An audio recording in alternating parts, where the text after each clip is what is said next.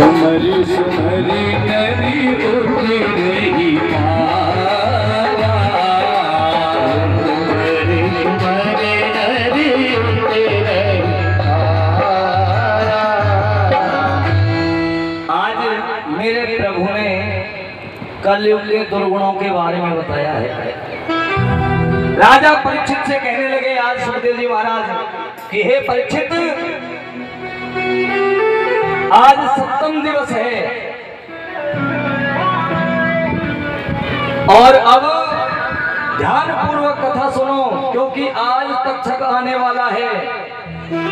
इधर मेरे प्रभु जब अपने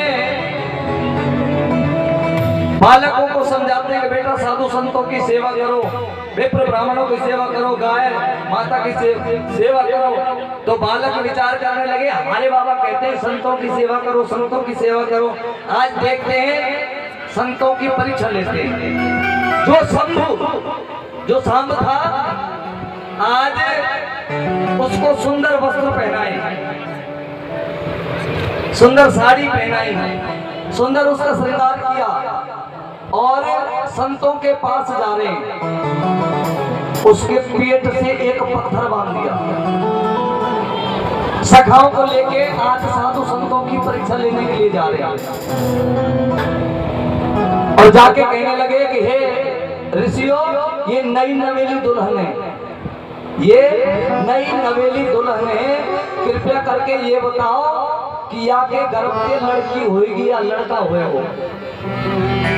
संतों ने अपना ध्यान लगाया और विचार करने लगे कि अरे दुष्टों, भगवान के पुत्र पौत्र होकर संतों का अपमान करने आए हो। और कहने लगे जा, मैं तुम्हें श्राप देता हूँ, इसके गर्भ से ना बेटी होगी ना बेटा होगा, इसके गर्भ से एक लोहे का मूसल होगा और वो पूरे यदुवंशियों का विनाश कर देगा। आज श्राप लगा। दौड़े दौड़े आश्रम से बाहर आए बालकों ने जब वो वस्त्र खोले तो जो पत्थर बांधा हुआ था ना, वो लोहे का मूसल बन गया। दौड़े दौड़े भगवान श्री कृष्ण के पास आए कि हे बाबा, हमें श्राप लग गया, हमें बचाओ। कहने लगे बेटाओ, मैंने आपसे मना किया साधु संतों की सेवा करना, उनका मजाक मत बनाना, लेकिन अब ऐसा करो, समुद्र के किनारे जाओ और इस मूसल को घिस घिस के इसका चूर्ण समुद्र में बहा दो। सभी यदुवंशी राज जाते हैं और जाके उसको घिसने लगे मूसल को। धीरे धीरे घिसा, वो चूर्ण बहता हुआ वापस उसी किनारे पे आके जमने लगा और एक तीक्ष्ण धार वाली एक कुशा उत्पन्न होने लगी। इधर एक छोटी सी कील रह गई जो घिसने में नहीं आई। आज उस कील को समुद्र में फेंक दिया।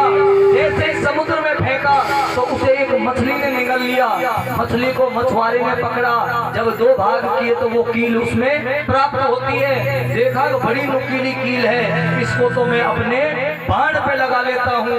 आज अपने बाण पर लगा लेते हैं। आज यदुवंशी मदरा पान करने लगे, एक दूसरे से लड़ने झगड़ने लगे। इधर समुद्र पर पहुंच गए, उस घास को उखाड़े, तलवार जैसी तीक्ष्ण धार एक दूसरे में देने लगे। यदुवंशी अपने आप ही लड़ लड़ के मरने लगे। बलराम जी महाराज आए, कन्हैया से कहने लगे हे कन्हैया, अब हमारा ही परिवार हमारी आंखों के सामने एक दूसरे को मार रहा है, अब ये मुझसे देखा नहीं जाता, आप मुझे आज्ञा दें। प्रभु ने कहा कि ठीक है जाइए। आज अपने परकरों को लेके बलराम जी क्षीर सागर में चले जाते हैं और शेष नाग के रूप में परिणत हो जाते हैं। बोले बलराम जी महाराज की। इधर मेरे कन्हैया ने विचार किया कि मेरा ही परिवार अब मेरे आंखों के सामने नष्ट हो रहा है। विचार किया, जाके अर्धरात्रि में एक वट वृक्ष है, उसके नीचे शयन करते हैं। एक पैर के ऊपर एक पैर रख रखा है, पैर से पद्म चमक रहा है। आज वही भीड़ जिस जिसने उस कील को बाण पे लगाया था वही चल देता है शिकार खेलने के लिए, और धीरे धीरे वही आ जाता है। जब प्रभु के पैर से पदम चमक रहा था, भील ने समझा कि ये कोई हिरण है। भील ने वही बाण निकाला और प्रभु के चरण में प्रहार किया।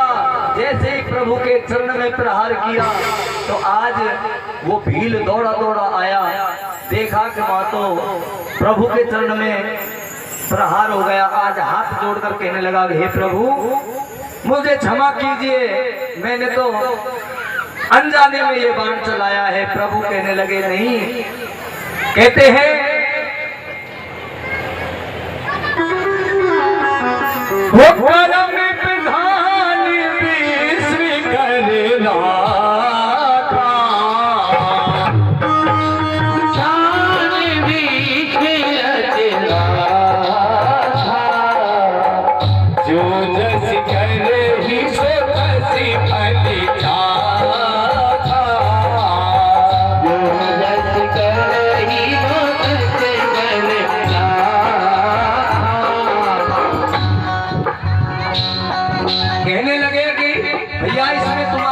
दोष नहीं है। पहले मैंने तुम्हें मारा था छुपकर, जब राम अवतार में मैं राम था और तुम बाली थे। जब मैंने तुम्हें छुपकर बाण मारा और भैया आज वो बदला हमारा तुम्हारा पूरा हुआ। आज तुमने हमें बाण मार दिया। कहते हैं कर्म प्रधान विश्व कर राखा, और जो जस करे सो तस फल चाखा। जो जैसा कर्म करता है उसे वैसा ही भोगना पड़ता है। आज मेरी माताओं बहनों कहने लगे, को ना काऊ सुधे दुखे करदाता, को ना काऊ सुधे दुखे करदाता। निज कृत्य करा में भोगे सब घाता, निज कृत्य करा में भोगे सब घाता। को ना काऊ सुख दुख कर दाता, और निज कृत कर्म भोग सब भ्राता। कि हे भैया, कोई किसी को ना सुख देता है ना कोई किसी को दुख देता है। अपने कर्मों से ही हम सुख दुख प्राप्त करते हैं। हम जैसा कर्म करते हैं हमें वैसा ही फल मिलता है। कि भैया इसमें तुम्हारा कोई दोष नहीं है कि अब हमारा इस धराधाम को छोड़ने का समय आ गया है। अब हम अपने स्वधाम को गमन करेंगे। उद्धव जी आ जाते हैं। उद्धव जी ने चरण पकड़ लिए कि हे प्रभु मैं आपको जाने नहीं दूंगा। रोने लगे, चरण पकड़ लिए। आज भगवान श्री कृष्ण कहने लगे कि हे उद्धव मैं कहीं जा नहीं रहा हूँ, मैं छुप रहा हूँ, क्योंकि मेरे सामने मेरे बालक मेरा महत्व नहीं समझ रहे। मदरा पान कर रहे हैं, एक दूसरे से झगड़ रहे हैं, लड़ रहे हैं। भाई मेरे बालक ही, अब जैसे कोई बड़ो बूढ़ो बाबा है, वाके नाती पोता वाकी इज्जत ना करें, बातें मन चाहे जैसे बोले, तो कॉलोनी के वो बाबा की इज्जत करेंगे का? क्यों? खुद के नाती पोता इज्जत ना कर रहे तो कॉलोनी वाले गांव वाले क्यों करेंगे? इसलिए कहने लगे कि हे उद्धव मेरे बालक मेरा महत्व नहीं समझ रहे, मेरे सामने ही मदरा पान कर रहे हैं, इसलिए मैं कहीं जा नहीं रहा, मैं तो छुप रहा हूँ। जो भी भागवत सुनेगा, भागवत पढ़ेगा, मैं उसे सहज में ही मिल जाऊंगा, और मैं तो इस भागवत में छुप रहा हूँ। आज देखते देखते अर्जुन भी खड़ा है, अर्जुन भी हाथ जोड़े हुए खड़ा है, उद्धव खड़ा है। सबके देखते देखते मेरे प्रभु अपने स्वधाम को गमन कर गए। बोले द्वारकाधीश भगवान की। इधर मेरे प्रभु अपने स्वधाम गमन किए हैं। इधर में राजा परीक्षित कहने लगा कि हे आचार्य सुखदेव जी कहने लगे, हे राजा परीक्षित अब सप्तम दिवस है, आज 7वां दिन है, अब तक छकाने वाला है। आपने जितने प्रश्न मुझसे पूछे, जितने भी प्रश्न तुमने 7 दिन में मुझसे किए, मैंने सबका जवाब दिया। मैं अब तुमसे एक प्रश्न पूछता हूँ। राजा परीक्षित हाथ जोड़कर कहने लगे कि हे गुरुदेव, भला मैं आपके प्रश्नों का उत्तर कैसे दे सकता हूँ, लेकिन फिर भी आप कोशिश करता हूँ, आप कहिए। आचार्य सुखदेव जी कहने लगे कि हे राजन, मैंने 7 दिन तक तुम्हें भागवत कथा सुनाई है, जितने भी प्रश्न पूछे सबके उत्तर दिए हैं, लेकिन मुझे अब ये बताइए, आज 7 दिन हो गए, तक्षक नाग आने वाला है, वो दंशन करने वाला है, अब मुझे ये बताओ कि तुम मरोगे कि नहीं मरोगे। 7 दिन हमने भी आपको कथा श्रवण कराई है, अगर यही प्रश्न हम आपसे करें तो आपका क्या जवाब होगा?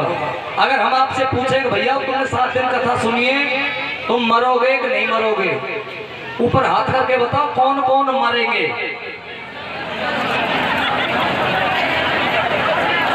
शर्मा मत, ऊपर हाथ करके बताओ कौन कौन मरेंगे। क्योंकि राजा परीक्षित ने भी यही कहा कि मरना तो कोई नहीं चाहता, लेकिन मरना तो पड़ता है।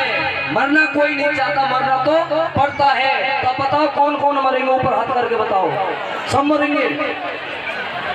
यही जवाब राजा परीक्षित ने दिया, लेकिन आचार्य सुखदेव जी कहने लगे कि हे राजन, अपनी पशु बुद्धि को त्यागो, अपनी पशु बुद्धि को त्यागो। मरता तो वह है जिसने जन्म लिया हो। आत्मा ना जन्मती है ना मरती है, आत्मा अजर है, अमर है। आत्मा ना तो मरती है ना, और तुम अपने आप को शरीर मान बैठे हो। मरता तो ये शरीर है। जिस प्रकार, ध्यान देना मेरी माता बहनों, जिस प्रकार हम पुराने वस्त्रों का त्याग करके नए वस्त्र पहन लेते हैं, उसी प्रकार ये आत्मा इस देह को त्याग कर दूसरी देह में प्रवेश कर जाती है। आत्मा अजर है, अमर है, आत्मा कभी ना मरती है। इसलिए कि हे राजन, अपनी बुद्धि को त्यागो, जो पशु बुद्धि है ना, इसे त्यागो, और अपने आप को शरीर मत मानो, अपने आप को आत्मा मानो। अब बताओ कौन कौन मरेंगे, ऊपर हाथ करके। अब भी मरोगे का? अरे तुम शरीर नहीं हो, तुम आत्मा हो। शरीर का क्या, शरीर मरता है, आत्मा थोड़ी मरती है। कौन कौन मरेंगे, ऊपर हाथ करके बताओ। अब मैया मरो तो मुंह पे कोई इलाज है। हाँ, जबरदस्ती मरो तब यहाँ के मुंह पे का इलाज है। आज आचार्य सुखदेव जी राजा परीक्षित को अनेकों कथा सुनाते हैं। इधर में बड़ी सुंदर कथा गुरु का वर्णन भी किया है कि गुरु कैसा होना चाहिए, गुरु किसे बनाना चाहिए, लेकिन समय का अभाव है, हम ज्यादा वर्णन नहीं कर पा रहे। मैं थोड़ा स्पर्श कर देता हूँ। गुरु वह है जो अपने शिष्य को इस दलदल से निकाल के और भगवान से मिला दे। जिस प्रकार, मेरी माता बहनों में थोड़ा सा उदाहरण देता हूँ, जिस प्रकार जो तैरने वाला होता है ना, जो तैरना सिखाता है, वो हम जैसे तैरने सीखने जाएंगे तो वो क्या कहेगा कि ऐसा करो, तुम इसमें कूद जाओ, कहेगा ना। अब हम तैरना नहीं जानते, हम डरेंगे कि भैया हम इसमें कूदेंगे तो हम तो मर जाएंगे। लेकिन वो क्या करता है, तुम कूदो, मैं हूं ना। लेकिन फिर भी वो डरता है। फिर वो क्या करता है, वो अचक से पीछे आएगा और आके तुम में धक्का मार देगा। जैसे ही धक्का मारता है तो वो जल के नीचे जब जाता है, ना ऊपर आता है ना नीचे आता है, तो वो फिर देखता है कि अब ये डूबने वाला है। तो वो गुरु जो सिखाने वाला, वो धड़ाम से पानी में कूद जाता है और उसको ऐसा सहारा देता है, उसे ऊपर उठा देता है और किनारे को पकड़ा देता है। गुरु का भी यही कार्य है। गुरु अपने शिष्य को दलदल से भगवान की ओर पहुंचा दे, वो तो है सच्चा गुरु। और नहीं तो भैया गुरु की आजकल बाढ़ चल रही है, गली गली में गुरु घूम रहे, हमते दीक्षा लो, स्वर्ग में जाओ चाहे नरक में, पर हमको पैसा दो। गुरु को तो शिष्य की गिनती चाहिए, कितने कहेंगे, क्यों दान दक्षिणा मिलते मिले। इसलिए गुरु हमेशा ऐसा होना चाहिए जो द्वेष ना रखे। गुरु ऐसा होना चाहिए जिसके मन में कपट ना हो शिष्य के प्रति। शिष्य चाहे कुछ भी कर रहा है, लेकिन गुरु हमेशा उसे सही रास्ता दिखाए, वो तो असली गुरु। भाई अगर शिष्य दलदल में जा रहा है, कोई गलत काम में फंस रहा है, तो गुरु का कर्तव्य है कि उसे उस दलदल से निकालकर भगवान की ओर रास्ता दिखाए। लेकिन पहले गुरु को समझना पड़ेगा। गुरु गुरु होना चाहिए, ये नहीं गुरु तो कुछ भी कर रहा है, द्वेष भरा पड़ा है, कपट भरी पड़ी है, और शिष्य को शिक्षा दे रहे हैं। तो शिष्य आजकल शिष्य है ना, ये भी चतर हुआ, सब जाने के तो में कौन सी बुद्धि है, तू भी ऐसे। तो शिष्य उस काम को नहीं करे। अगर गुरु सही है तो शिष्य से जो कहेगा वही कार्य शिष्य करेगा। इसलिए गुरु का भी महत्व बताए कि गुरु अपने शिष्य को हमेशा सदमार्ग पर चलाए। इधर में दत्तात्रेय जी ने 24 गुरु बनाए, दत्तात्रेय ने 24 गुरु बनाए, जिससे हमें शिक्षा मिल जाए उसी को गुरु बना लेना चाहिए। अब देखिए पुरोहित गुरु,